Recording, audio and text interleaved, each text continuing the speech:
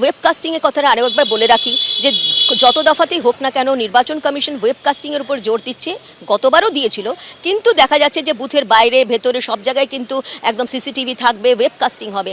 কারণ ওয়েবকাস্ট নিয়ে কিন্তু একাধিক অভিযোগ পরবর্তীতে দেখা যায়। যদিও ওয়েবকাস্ট নিয়ে কমিশন বারবারই বলেছিল যে ওয়েবকাস্ট হচ্ছে সমস্ত বুথেই সব ঠিক আছে, কিন্তু দেখা যায় পরবর্তীতে কিন্তু ওয়েবকাস্ট নিয়ে একাধিক অভিযোগ। কী সেই অভিযোগ ছিল? সেখানে অভিযোগ ছিল যে কোথাও ব্ল্যাঙ্ক হয়ে গেছে, কোথাও কোন ধরা পড়েনি, সিসিটিভির মুখ ঘুরিয়ে দেওয়া হয়েছে, একাধিক চিত্র সামনে এসেছে।